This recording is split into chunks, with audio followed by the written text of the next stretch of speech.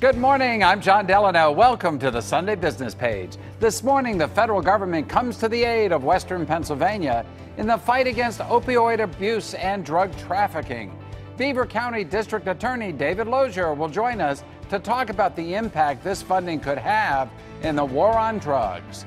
Then, why Giant Eagle is partnering with OfferUp, the nation's biggest mobile marketplace, to help customers buy and sell goods. Giant Eagle's Jana Jablonowski will be here to explain. And then the inspiring story of how one local teen's dream of changing the world is making a difference one book at a time. It's all next right here on the Sunday Business Page.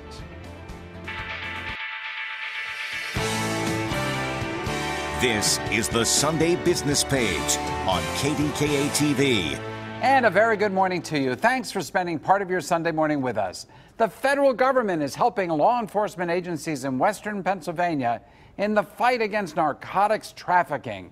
As KDKA's Julie Grant reports, $1 million will be used to assist local, state, and federal prosecutors in the battle against drug dealers.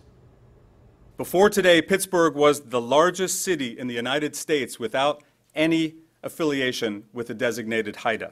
HIDTA stands for High Intensity Drug Trafficking Area. It's a program established by the Office of National Drug Control Policy. It injects federal resources into local drug control efforts. Today, the White House has announced, and we're pleased to announce, that we will receive $1 million a year to fight opioid and fentanyl trafficking with our federal, state, and local partners. Now, with a HIDTA designation, Allegheny, Washington, and Beaver counties will be able to use that money to aid in the fight. Fentanyl, as we all know, is the prime culprit.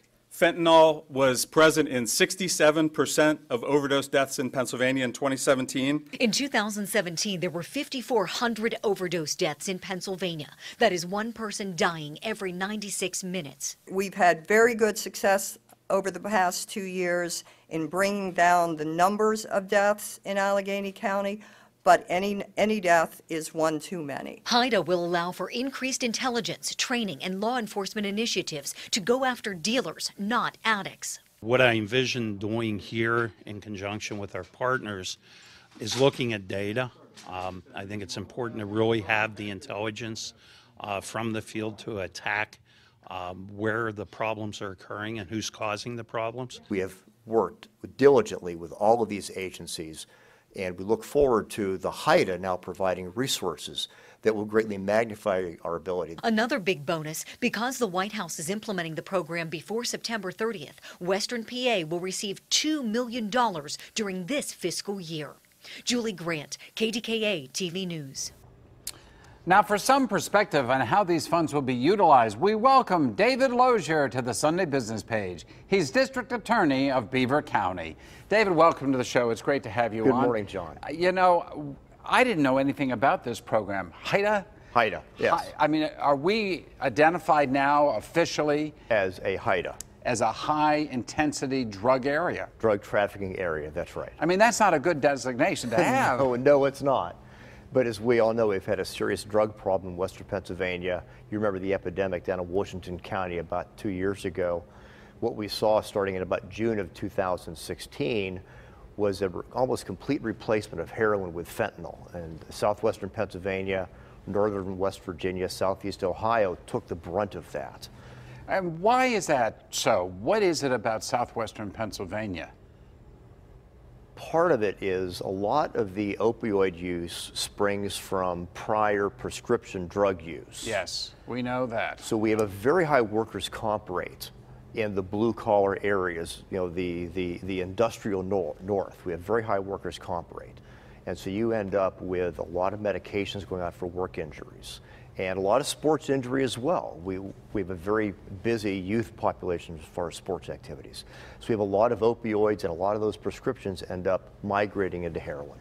You know, I think that's the most interesting thing of all, and the sad thing is that you could be on a perfectly acceptable painkiller, a prescription drug, as part of all the various surgeries and all the various recovery programs that we have, and yet still find yourself addicted to these opioids. The fentanyl is not getting into the legitimate drugs prescribed by docs, I presume. That's right. It's when you take the next step and you become addicted, Yes. and then you go out on the black market to procure. Is that what's happening? So often we find a young person who has a sports injury, or someone who's in their 20s, 30s, 40s has an orthopedic surgery, and they end up with an opioid prescription, Vicodin, Percocet, OxyContin, and they generally give a 1-month prescription, and sometimes it ends up becoming a 2-month or a 3-month prescription. Right. And often at the end of that time, they are an addict, and it's not by choice, it's not by their own weakness, it's a matter of what that drug did to their brain. And from that point on, their brain begins to take over their decision-making ability. And if they can't get the drugs legally through a doctor, they then are out on looking for the drug illegally. Yes. David, tell me, as a district attorney, how important is this infusion of money from the federal government, and what exactly do you hope to do with it in Beaver County and elsewhere? Like most small counties in western Pennsylvania, we don't have a whole lot of money to pay for law enforcement. We have very decentralized law enforcement in most of our counties. We have 34 police departments in Beaver County, plus the state police covering some of our area.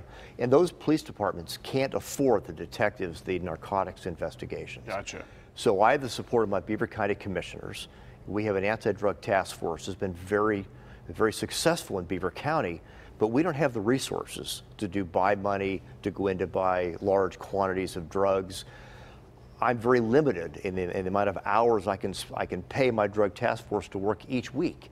Right. I'm very limited on the equipment, very limited on the forensic analysis that I can do. So this gives us an opportunity to work with all these federal agencies, as well as the State Attorney General's office and the state police, to network and to magnify the work that we're doing. So without getting into the gritty details, this presumably allows you then to hire more agents who can go undercover, who can have cash to purchase the drugs in order to compromise the sellers, the dealers, the people out there. That's Is that right. how you see this? That's right. What I do now is I use my past drug forfeitures to pay overtime hours for municipal police officers to do narcotics buys 3 or 4 nights a week out there in the county.